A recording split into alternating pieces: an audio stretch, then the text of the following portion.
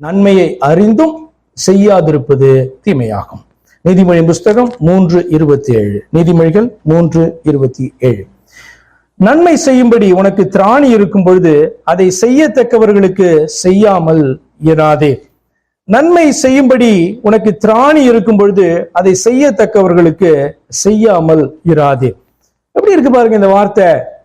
உனக்கு எப்படி ஆகி தோணுகிறது? திராணி இல்லை அப்படின்னு சொன்னா ஆண்டவர் கேட்க மாட்டார். உனக்கு திராணி இருக்கு, உனக்கு கீழ்ப்படியிருக்கான பலன் இருக்கு, உனக்கு புரிந்து கொள்ளும்படியான தன்மை இருக்கு, உனக்கு அறிவு இருக்கு, ஆனா அறிவை பயன்படுத்த மாட்டேன்ற அப்படித்தானே பார்ப்பாங்க.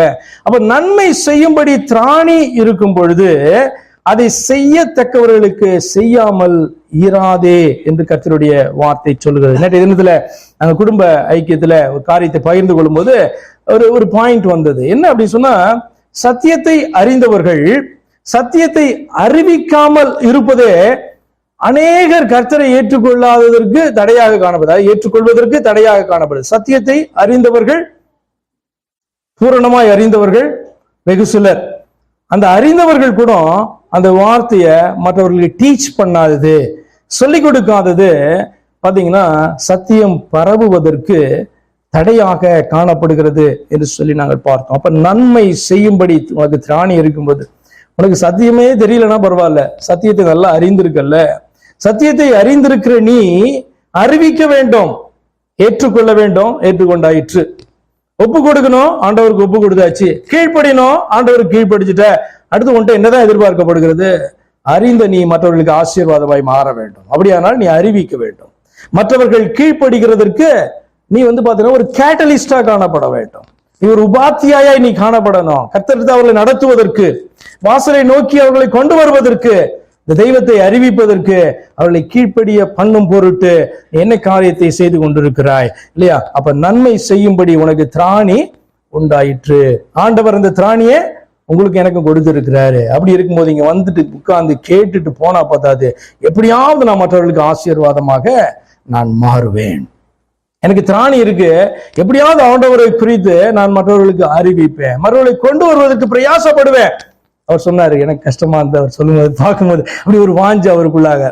ஆத்து மாதாயத்துல அவர் காணப்படுறாரு. ஆனாலும் அவங்க இருக்கிறதான 250 கிலோமீட்டருக்கு அப்பால அதிகமாக அவரால் போய் ஆத்து மாதாயம் செய்ய முடியல. இங்க வரும்பொழுது என்ன பண்ணுவாரு, நிச்சயமாக அங்க எங்க ஓடி போய் செய்யற ஊழியங்கள்லாம் செய்யறாரு. அப்போ அவருக்குள்ள ஒரு வாஞ்சியம், நான் ஒருத்தனை கொண்டு வரவில்லையே இன்னும் அப்படின்றதான ஒரு வாஞ்ச ஆண்டவர் பாத்தீங்க அப்படின்னு சொன்னா அந்த தம்பியை கொண்டு வந்திருக்கிறார். அதற்குரியதான பலன் உங்கள் இருவருக்கும் உண்டாவதாக. இந்த வார்த்தைகளை நீங்கள் ஏற்றுக்கொண்டு நன்மையை நீங்கள் தெரிந்து கொள்ளும் போது நிச்சயமாக வார்த்தையை பார்க்கிறோம், நீடித்ததான ஜீவனை குறித்து ஆண்டவர் பேசுகிறத நீங்கள் பெற்றுக்கொள்வீர்கள்.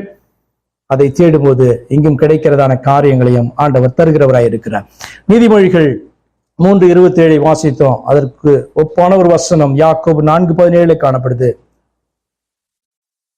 யாக்கோபு 4:17, ஆதலால் ஒருவன் நன்மை செய்ய அறிந்தவனாயிருந்தும் அதை செய்யாமற் போனால் அது அவனுக்கு பாவமாயிருக்கும். நம்ம பாவம் என்று சொல்லி பல காரியங்களை நம்ம சிந்தித்து கொண்டிருக்கோம்ல. 10 கற்பனைகளையும் நான் கை கொள்ளுகிறேனா, அதன்படி எல்லாம் நடக்கிறேனா? எஸ் நடக்கிறேன். சிறு வயது முதல் இதெல்லாம் நான் பாத்தீங்கன்னா கை கொண்டு நடக்கிறேன். இந்த சபைக்கு வந்ததுல இருந்து இதெல்லாம் கை கொண்டு நடக்கிறேன். இதுல ஒன்றை கூட நான் மீறினதில்லை என்றெல்லாம் நம்ம நினைத்துக் கொண்டிருக்கலாம். நல்லது, காட் பிளஸ் யூ. ஆனால் அதே நேரத்தில் இந்த வார்த்தை சொல்கிறது, ஒருவன் நன்மை செய்ய அறிந்தவனாய் இருந்தோம் அதை செய்யாதிருப்பானால் அது அவனுக்கு பாவமாயிருக்கும். பரவாயில்ல, நாளைக்கு செய்து கொண்டிருக்கிறேன், நாளைக்கு இந்த நன்மையை செய்யறேன் நானு அப்படின்னு நீ நினைச்சிட்டு இருந்தா கூட நாளைக்கு செய்யற வரைக்கும் நீ பாவத்திலேயே தான் நிலைத்திருக்கிறாய் என்று சொல்லி அர்த்தம். எனக்கு தெரியும் இது சத்தியம் என்று சொல்லி இந்த நன்மையை நான் சூஸ் பண்ணணும் என்று எனக்கு தெரியும், தெரிந்து கொள்ளணும், இதை செய்யணும்னு எனக்கு தெரியும். ஆனால் அடுத்த வாரம் என்று தள்ளி போடுகிறேன் என்று சொன்னால் பரவாயில்ல, ஆனா அடுத்த வாரம் வரைக்கும் நீ பாவியா தான் இருக்கிறேன்னு அர்த்தம் அந்த குறிப்பிட்ட காரியத்துல. அப்ப அறிந்து கொள்ளுங்க, நன்மை செய்ய அறிந்தவனாயிருந்தோம் அதை செய்யாமல் போகும் பொழுது அது தேவனுடைய சமூகத்திலே அது பாவமாக பார்க்கப்படுகிறது. ஆண்டவர் நாளைக்கு வந்துட்டாருன்னா நீ போட்டிருக்கிறது அடுத்த வாரம் பிளானு. அதுக்கு முன்பாக ஆண்டவர் வந்துட்டாருன்னா கொஞ்சம் சிந்தித்து பாருங்க, பாவியாகவே நம்ம கடந்து போக வேண்டியது இருக்கும் இந்த பூமியை விட்டு. கர்த்தர் முன்பாக வைக்கப்படாதபடிக்கு நம்மளால நிற்க முடியாது அல்லவா, அவரை சந்திக்க முடியாது அல்லவா. சிந்தித்து பார்க்க வேண்டும், உணர்ந்து வேண்டும், மனம் திரும்ப வேண்டும். அப்ப நன்மையை உண்மையாய் தேடாதவன் தனக்கு வரப்போகிறதான ஆசீர்வாதத்தை இழக்க நேரிடும்.